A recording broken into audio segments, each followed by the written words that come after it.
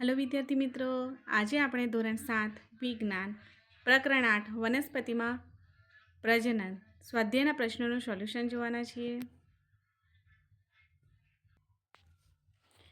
તો અહીં પ્રશ્ન 1 છે, ખાલી જગ્યા પૂરો।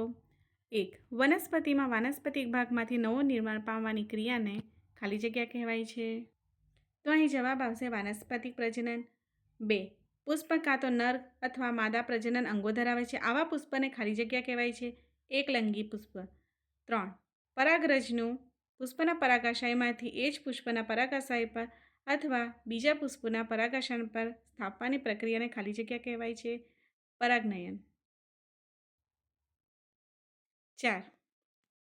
નરજન્યુ અને માદાજન્યુના સંયુગ્મની ક્રિયાને ખાલી જગ્યા કહે છે તો ફલન। 5. બીજ ફેલાવવાની ક્રિયા ખાલી જગ્યા અને ખાલી જગ્યા દ્વારા થઈ શકે છે તો પવન, પાણી અને પ્રાણીઓ દ્વારા। 2. અલિંગી પ્રજનન વિવિધ પદ્ધતિઓ ઉદાહરણ દ્વારા સમજાવો। તો જવાબ આવશે અલિંગી પ્રજનનની વિવિધ પદ્ધતિ નીચે મુજબ છે। તો પહેલી આવશે કલમ કરવી। ગુલાબ કે ચાપાની ડાળીને ગાંઠમાંથી કાપીને આ ટુકડાને જમીનમાં રોપવામાં આવે તો તેમાંથી તેનો છોડ વિકાસ પામે છે। આ પ્રક્રિયાને કલમ કરવી કહે છે। 2. કલિકા વડે વાનસ્પતિક પ્રજનન મૂળ, પ્રકાંડ, પર્ણપરની કલિકાઓને રોપીને નવો છોડ ઉત્પન્ન કરી શકાય છે। કલિકા વડે વાનસ્પતિક પ્રજનન મૂળ, પ્રકાંડ અને પર્ણપરની કલિકાઓને રોપીને તેમાંથી નવો છોડ ઉત્પન્ન કરી શકાય છે। મૂળ દ્વારા વાનસ્પતિક પ્રજનન દાખલા તરીકે શક્કરિયા, ગાજર, ડહાલિયા। પ્રકાંડ દ્વારા વાનસ્પતિક પ્રજનન દાખલા તરીકે બટાકા, આલુ, હળદર અને સુરણ। પર્ણ દ્વારા વાનસ્પતિક પ્રજનન દાખલા તરીકે પાનફૂટી। ત્યારબાદ કલિકા સર્જન। કલિકા સર્જન ઈષ્ટ જેવા નાના સજીવો માત્ર સૂક્ષ્મદર્શક યંત્ર દ્વારા જ જોઈ શકાય છે। તેઓ જો પૂરતા પ્રમાણમાં પોષક તત્વો આપવામાં આવે તો તેઓ વૃદ્ધિ પામે છે અને અમુક કલાકે બહુગુણિત થાય છે। ઈષ્ટના કોષમાં એક નાનું બલ્બ જેવું પ્રલંબન જોવા મળે છે જેને કલિકા કહે છે। કલિકા ધીરે ધીરે વિકાસ પામે છે અને પિતૃકોષથી અલગ થઈ નવા કોષ તરીકે વિકાસ પામે છે।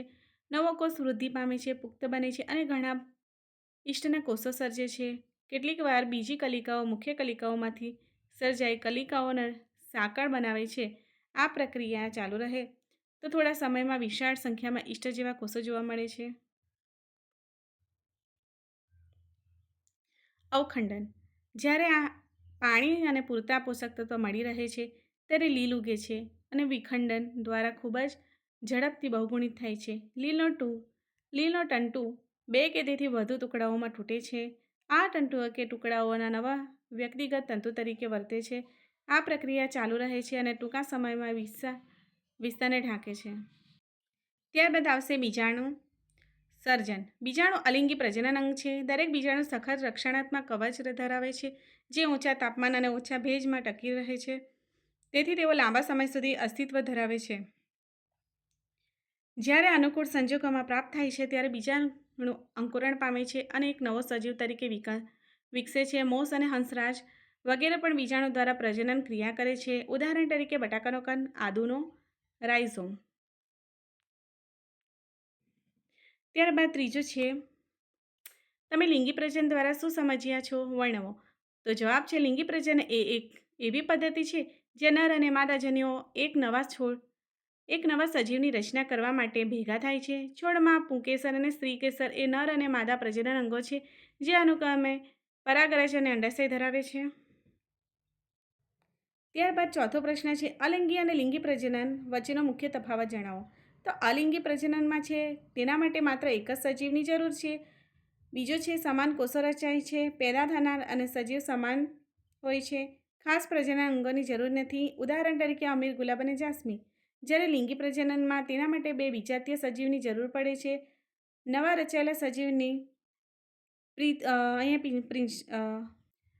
પ્રિન્ટિંગ મિસ્ટેક છે, સુધારી લેજો। પિતૃની સરખામણીમાં ભિન્નતા કરનાર દર્શાવે છે। ત્યારબાદ ખાસ પ્રજનન અંગોની જરૂર છે, ઉદાહરણ તરીકે જંતુઓ અને પ્રાણીઓ।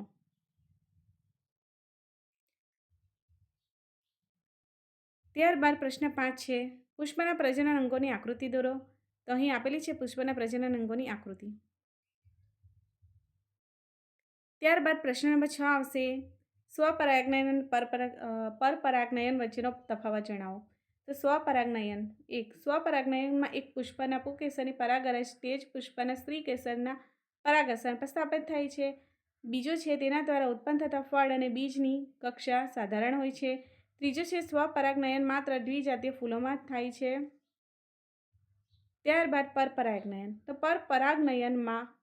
પરપરાગનયનમાં એક પુષ્પના પુંકેસરની પરાગરજ તે છોડના બીજા પુષ્પ અથવા તેના જેવો જ અન્ય છોડના પુષ્પના પરાગસન પર સ્થપાય છે. બીજો છે, તેના દ્વારા ઉત્પન્ન થતા ફળ અને બીજની કક્ષા સારી હોય છે. ત્રીજો છે, એકલિંગી અને ઉભયલિંગી બંને ફૂલોમાં થાય છે. ત્યારબાદ પ્રશ્ન 7 છે, પુષ્પના ફલનની ક્રિયા કેવી રીતે જોવા મળે છે. તો જીવજંતુઓ પુષ્પની મુલાકાત લે છે અને તેઓના શરીર પર પરાગરજ લઈને જાય છે. કેટલીક પરાગરજ તે એક જ પ્રકારના પરાગસન પર સ્થાપિત થાય છે. પરાગાશયમાંથી પરાગરજનું પરાગસન તરફનું વહન પરાગનયન કહેવાય છે. ત્યારબાદ જો તે જ પુષ્પના પરાગરજ પર પરાગસન સ્થાપિત થાય છે તો તેને સ્વપરાગનયન કહે છે. એક પુષ્પની પરાગરજ તે છોડના બીજા પુષ્પ પર અથવા તેના જેવા અન્ય છોડના પુષ્પના પરાગસન પર સ્થાપિત થાય છે તેને પરાગનયન કહેવાય છે. નર અને માદા જન્યુઓ સમિશ્રણની પ્રક્રિયાને એટલે કે ફલિતાન બનાવવા માટે ગર્ભધાન કહેવામાં આવે છે. ફલિતાન ગર્ભમાં વિકસે છે. આમ પુષ્પમાં ફલનની પ્રક્રિયા આ રીતે જોવા મળે છે. ત્યારબાદ પ્રશ્ન 8 છે, વિવિધ રીતો થતા બીજ વિકિરણ સમજાવો. જવાબ છે, કુદરતમાં એક જ પ્રકારના પુષ્પો જુદી જુદી જગ્યાએ ઉગે છે કારણ કે બીજ જુદી જુદી જગ્યાએ ફેલાય છે. બીજના ફળો એ પવન, પાણી તથા પ્રાણીઓ દ્વારા વનસ્પતિથી દૂર લઈ જાય છે. પાંખોવાળા બીજ જેવા કે સરગવો અને મેપલ ઘાસના હલકા બીજ અથવા આંક એટલે કે મદારના રોમમય બીજ અને સૂર્યમુખીના રોમમય ફળોના પવન દ્વારા દૂર સુધી લઈ જવાય છે. કેટલાક બીજ પાણી દ્વારા ફેલાય છે. નાળિયેરમાં જોવા મળે છે તેમ આ ફળો અથવા બીજ સામાન્ય રીતે પોચા અને તાંતણા જેવા બાહ્ય આવરણ સ્વરૂપ વિકાસ પામે છે. કેટલાક બીજ પ્રાણીઓ દ્વારા ફેલાય છે. ખાસ કરીને જેમાં બીજ કાંટાળા હોય અને હૂક જેવી રચના ધરાવે છે તેવા પ્રાણીઓના શરીર સાથે જોડાઈને દૂરના સ્થળો સુધી લઈ જાય છે.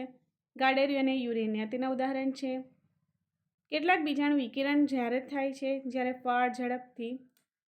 ફળ ઝટકાથી તૂટે છે અને પીતું વનસ્પતિ ખૂબ જ દૂર સુધી ફેંકાય છે. એરંડા અને બાલારામ જોવા મળે છે. કોલમ 1 અને આપેલી વિગતો કોલમ 2 સાથે જોડો. તો એમાં આવશે કલિકામાં ઈસ્ટ, આંખમાં આવશે બટાકા, અવખંડનમાં આવશે સ્પાયરોગાયરા, પાંખોમાં આવશે મેપલ અને બીજાણુમાં આવશે મ્યુકર. પ્રશ્ન નંબર 10 છે, સાચો વિકલ્પ પસંદ કરો. તો પહેલું છે, વનસ્પતિનું પ્રજનન ખાલી જગ્યા છે તો અહીં આવશે ડી પુષ્પ. બીજો પ્રશ્ન છે, નર અને માદા જન્યુઓનું સંયુગ્મન ખાલી જગ્યા કહેવાય છે તો જવાબ આવશે ફલન. ત્રીજો પ્રશ્ન છે, પરિપક્વ અંડાશય એટલે કે બીજાશય ખાલી જગ્યા રચે છે